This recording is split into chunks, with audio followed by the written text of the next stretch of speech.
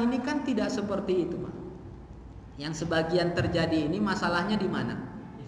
Dia hanya mendengar sholat orang nggak pakai bismillah.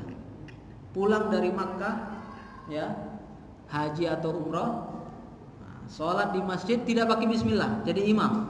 Kok nggak pakai bismillah? Oh, di Makkah, di Madinah nggak pakai bismillah. Masa kita di sini pakai bismillah, gitu kan? Bismillahnya sir di sana kan? Nah, dia nggak dengar karena jauh, Pak. Dia nggak dengar bismillahnya. Oh, dia di sini nggak pakai bismillah sama sekali misalnya. Begitu sampai di Indonesia, langsung alhamdulillahirabbil alamin. Tidak ada terdengar bismillah dan tidak ada jeda di situ untuk dia baca bismillah. Langsung Allahu akbar, bismillah, alhamdulillahirabbil alamin, begitu. Ya. Nah, ini ketika ditanya, "Kenapa kamu tidak baca bismillah?" Saya lihat di Makkah, di Madinah, nggak saya dengar mereka baca bismillah. Terus dia ikut-ikutan saja nggak pakai bismillah. Nah, ini tidak didasari dengan ilmu, didasari ikut-ikutan. Dasar ikut-ikutannya saja, nggak tahu dia itu pendapat siapa itu, mazhab apa itu, nggak tahu dia. Mazhab Makkah Madinah apa itu? Ya, dia nggak beramal tanpa ilmu. Nah, orang yang mau mengamalkan mazhab Imam Malik pun tidak hanya sekedar begitu saja, tapi harus tahu bagaimana tata cara, ya, rukun-rukun dan hal-hal yang membatalkan dalam mazhab Imam Malik. Karena ada sesuatu yang mereka wajibkan mungkin tidak kita wajibkan, kan begitu. Ada yang mereka menjadikan itu rukun, mungkin di sini dalam mazhab Imam Syafi'i bukan rukun. Mereka nggak wajib bismillah, kita wajib bismillah. Kan ada perbedaan. Jadi orang yang ingin mengamalkan satu mazhab, maka dia wajib untuk mempelajari mazhab tersebut. Minimal mempelajari ibadah yang ingin ia lakukan. Mau wudu pakai mazhab Imam Malik, boleh, silakan. Tapi pelajari bagaimana cara wudu dalam mazhab Imam Malik. Imam Malik mengatakan bersentuhan dengan perempuan yang ajnabiyah, istrinya ataupun yang lainnya tidak batal wudu, ya. Saya biar enak, saya di rumah nggak bersentuhan dengan istri, nggak batal wudu. Saya mau wudu pakai mazhab Imam Malik, boleh, silahkan. Tapi pelajari wudu dalam mazhab Imam Malik, bukan hanya sekedar wudu saja. Pelajarin dulu, ya kan? Begitu juga kalau mau sholat dalam mazhab yang lain, silahkan. Kita tidak mengatakan harus pakai mazhab ini, tidak boleh mazhab yang lain, tidak. Kita boleh memakai semua mazhab itu, namun harus didasari dengan ilmu. Kita karena dari awal, dari kecil kita sampai sekarang ini, yang kita dengar, yang kita pelajari, yang diajarkan oleh guru-guru kita hanya dalam mazhab Imam Asy-Syafi'i, ya, makanya kita melakukan dalam mazhab Imam Asy-Syafi'i. Imam Syafi'i mengatakan batal, ya kita katakan batal. Imam Syafi'i mengatakan aurat, kita katakan aurat. Hanya itu yang kita tahu. Nggak bisa kita mengamalkan mazhab yang lain karena kita nggak tahu mazhab yang lain. Kalau mau mengamalkannya silahkan pelajari mazhab tersebut. Intinya beramal dengan ilmu. Menyalahkan orang pun harus didasari dengan ilmu, jangan asal disalahkan saja. Ini asal sedikit berbeda disalahkan. Ya mungkin itu ada dasarnya, jangan langsung divonis salah. Tanya dulu, kenapa kamu melakukan ini? Oh, saya mengikuti pendapat dalam mazhab Imam Abu Hanifah misalnya. Kita tidak boleh langsung memvonisnya salah. Ini terkadang yang di masyarakat, Pak, begini, Pak. Sedikit salah langsung divonis, oh ini Syiah. Kita boleh waspada terhadap sesuatu yang baru yang kita lihat. Namun, ya, kewaspadaan itu juga tidak membuat kita langsung memvonis orang tersebut bersalah. Tanyakan terlebih dahulu. Saya melihat orang ini melakukan seperti ini. Apa ada dasarnya itu dalam agama? Oh, ternyata ada dasarnya. Enggak boleh kita salahkan.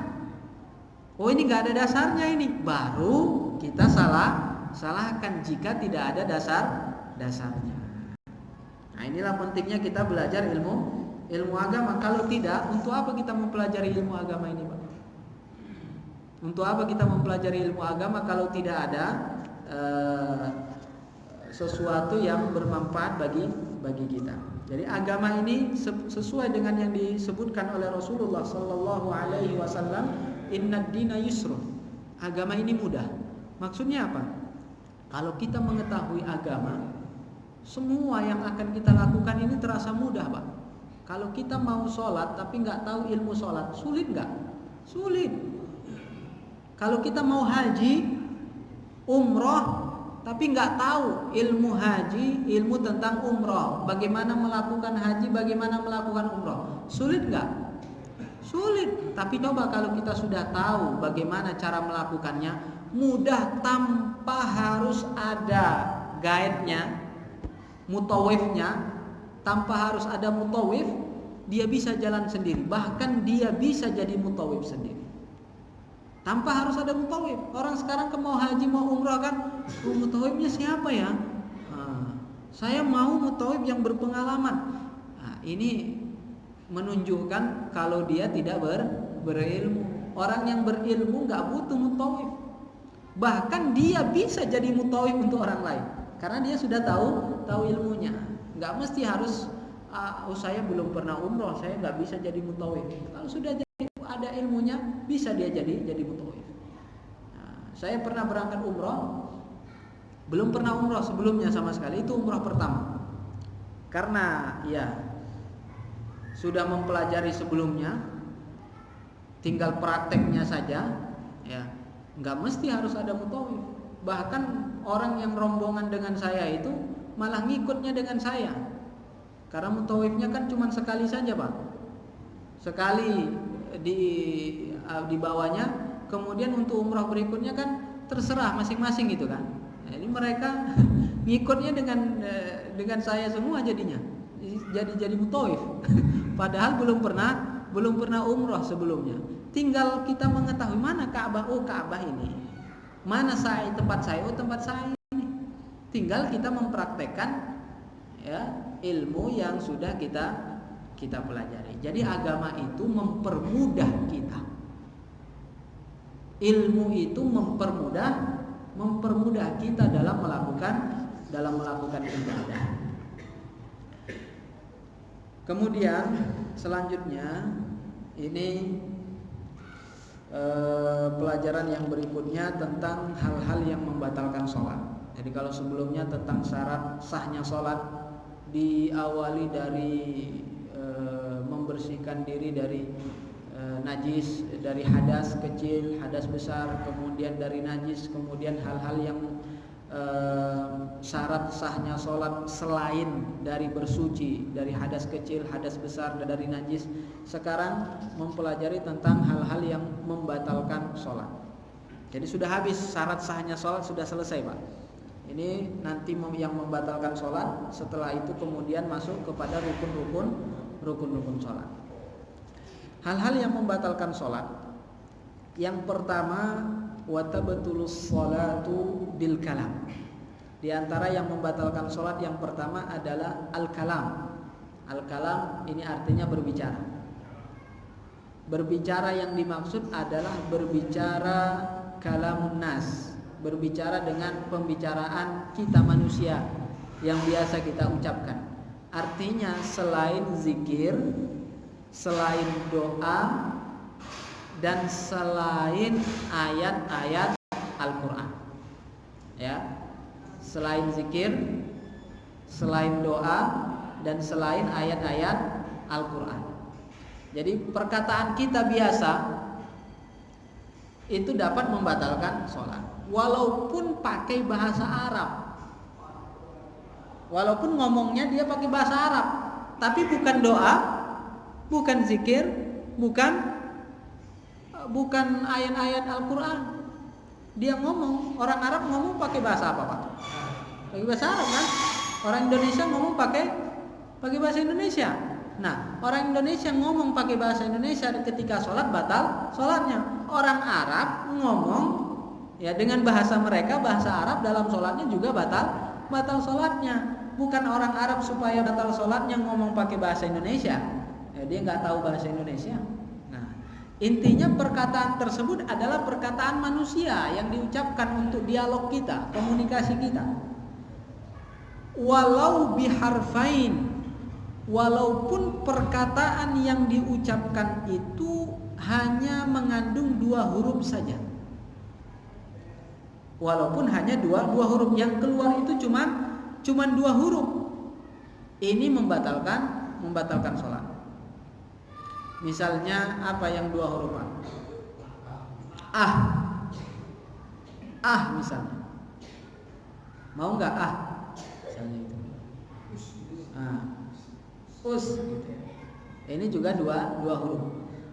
Yang mengandung 2 huruf ini memiliki makna atau tidak memiliki makna, ini dapat membatalkan sholat ketika dia sholat. Makanya kalau lagi menguap istilahnya Pak ya, gitu kan, jangan sampai mengeluarkan suara yang mengandung 2 huruf. Jadi kalau mengandung 2 huruf, misalnya kan, ini sudah mengandung dua huruf, ada keluar suaranya mengandung 2 huruf, ini batal sholatnya, kecuali kata-kata itu keluar, suara itu keluar tanpa kendali darinya. Contohnya apa? Bersin. Orang bersin, acim, sampai ada suaranya kan, sampai ada hurufnya, acim misalnya begitu. Kalau bersinnya seperti itu, ini kan acim sudah mengandung berapa huruf itu Pak? 4 huruf kan. Namun ini tidak dalam, dia nggak bisa menahan itu. Nah, kalau suara itu keluar tanpa kendali, ya, dia tidak bisa menahan itu, maka yang seperti itu tidak membatalkan sholat. Ya, gimana Pak? Sendawa gimana?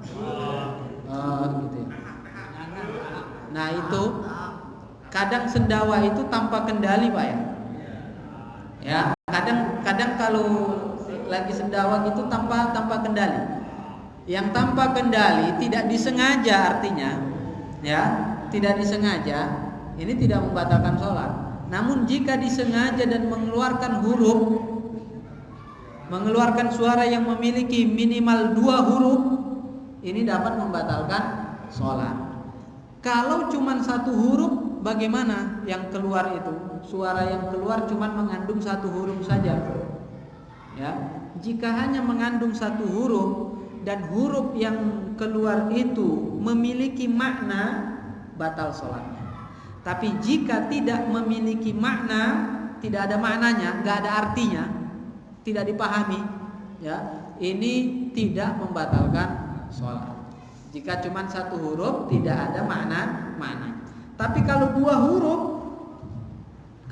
huruf ada maknanya atau tidak ada maknanya, ini membatalkan sholat. Tidak dilihat apa ada maknanya atau tidak. Tapi kalau 1 huruf dilihat ada maknanya tidak, ada artinya enggak. Kalau dapat dipahami 1 huruf itu, maka batal sholat. Tapi kalau tidak batal sholat. Dalam bahasa Arab ada 1 huruf memiliki makna. Seperti apa? Huruf qaf berbaris kasrah dibaca apa Pak? Qi dalam bahasa Arab 1 huruf ini memiliki makna. Maknanya apa? Kalau dibilang qi artinya perintah untuk menjaga. Jagalah gitu. Perintah untuk menjaga. Nah, kalau fa berbaris kasroh apa bacanya Pak? Fi dalam bahasa Arab juga memiliki makna. Maknanya apa? Maknanya tunaikanlah.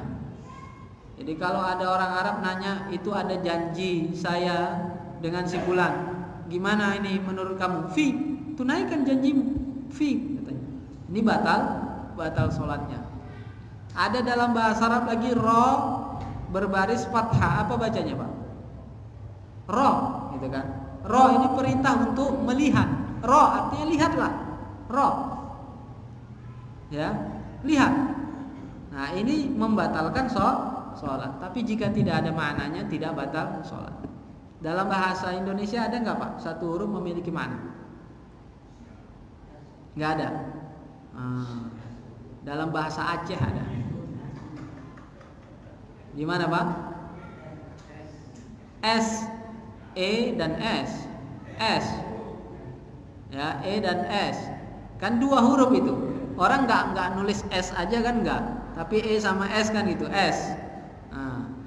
Tapi dalam bahasa ini, bahasa Aceh ada satu huruf memiliki makna.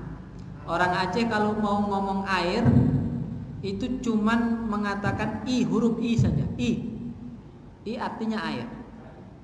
Jadi kalau mau minum air I, mau minta air I. I. Gimana? Robbi firli itu kan doa. Nggak apa-apa, makanya kita katakan tadi selain doa, selain zikir, dan selain ayat-ayat Al-Quran.